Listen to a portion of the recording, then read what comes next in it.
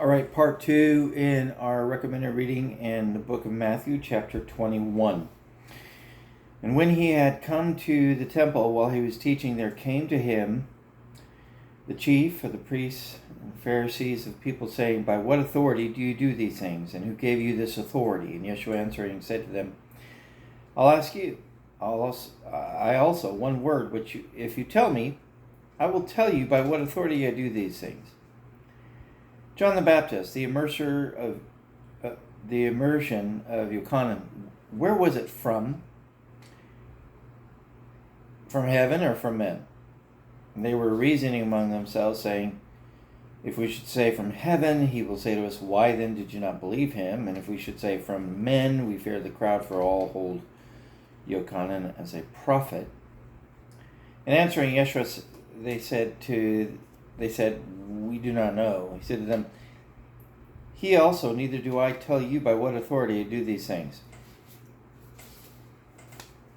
Just briefly, I'm not trying to pull rank or anything, but the question could be like, by what authority do I sit here and do these vlogs and feel that there's some element of truth involved here?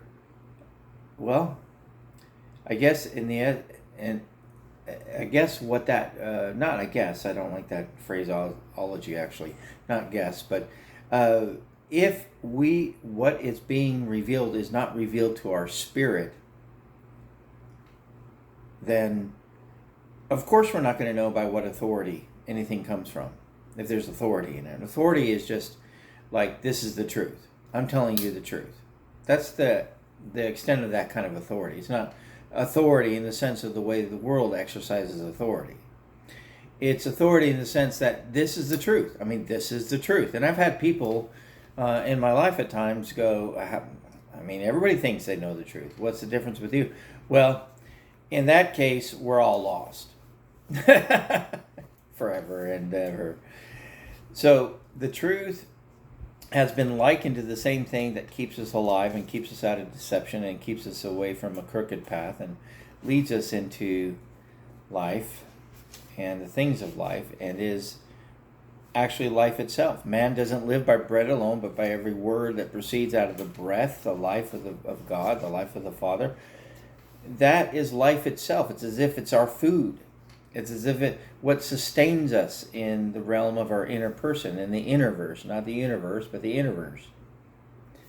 So if you don't hear the spirit of truth within yourself, then there's absolutely no way you would say, well, this YouTube vlog, this guy tells the truth. I can tell you that he tells the truth, and another person can say, I don't bear witness with that.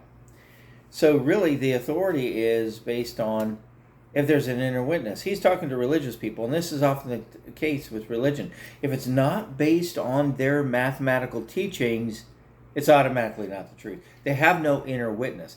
They're religious. And in Christianity, there's sometimes it's just full-on religion, and sometimes there's a mixture of a little bit of here and then the spirit here and there, but also their teachings, which their spiritual, the spiritual revelations they get are subjugated to their doctrines. So their doctrines come first, and they can get revelation all day as long as it aligns with their doctrines, And there is some truth in their doctrinal structure because it comes from the same book where the truth is revealed. But in the end, their doctrines went out, and in the end, it's still a way that seems right to a man, but it's still the circular, a journey in the wilderness that never gets into the promised land of the power and revelation of the truth, which is received spontaneously in the spirit and in the moment. It cannot be received any other way.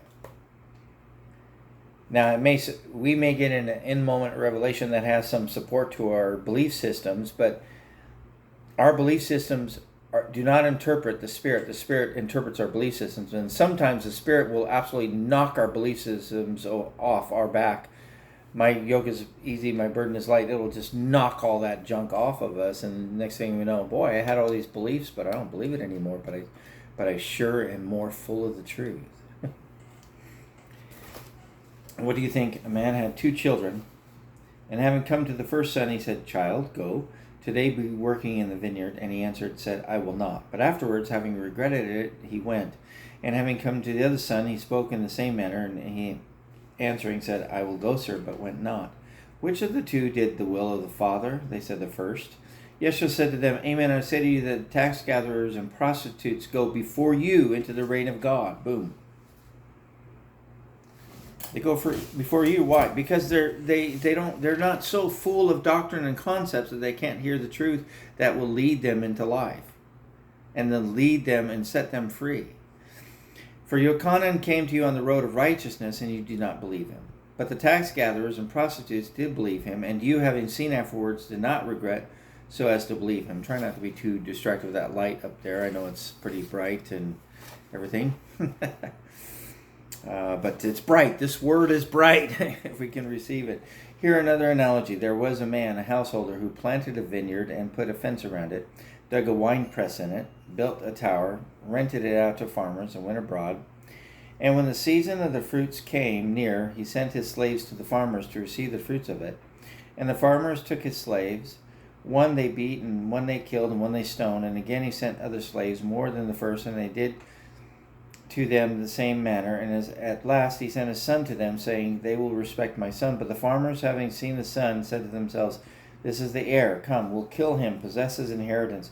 And having taken him, they threw him out of the vineyard and killed him. Whenever therefore the master of the vineyard comes, what will he do to these farmers? And they said to him, Evil men, he will destroy them, and the vineyard will be rented out to the farmers, who will give back to him the fruits in their seasons. And Yeshua said to them, Did you ever read in the scriptures the stone that the builders disallowed? It became the head of a corner.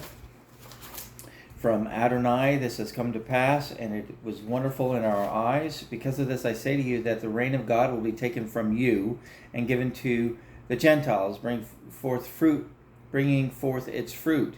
And he who is falling on this stone will be broken, and whomever it falls, it will be crushed into pieces. And the chief priests and Pharisees, having heard his analogies, knew he spoke of them, but looking to take hold of him, they feared the crowds, since they were holding him in esteem as a prophet.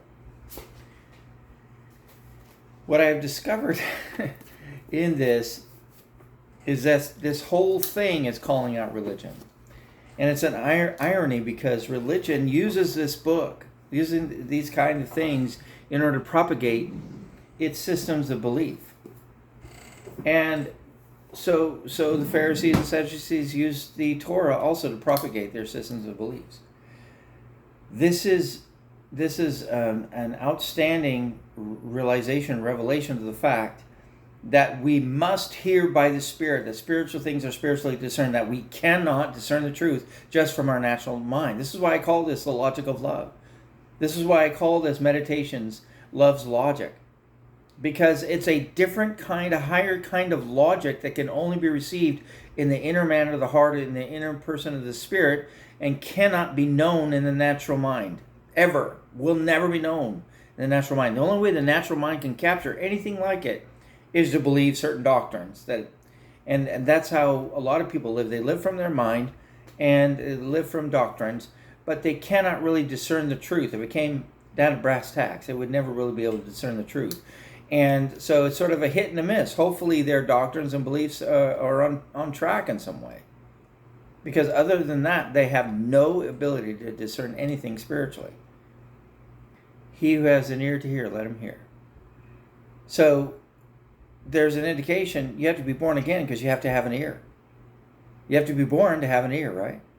And this is not a natural ear, it's a spiritual ear. There's something spiritually that has to be regenerated, revived, renewed, remembered, reinstituted, regenerated, whatever. Something inside has to be made alive that can hear spiritually.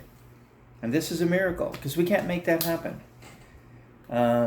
But, one step that can be taken is to maybe just withdraw a little bit from religion and just wait upon the Spirit to reveal. They that wait upon the Lord shall renew their strength. That R-E again, renew their strength.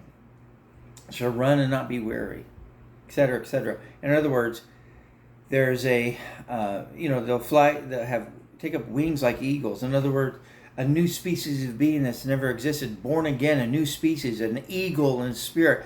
It's a spiritual, a spiritual process that's more than paradigms of the mind and structures of the mind.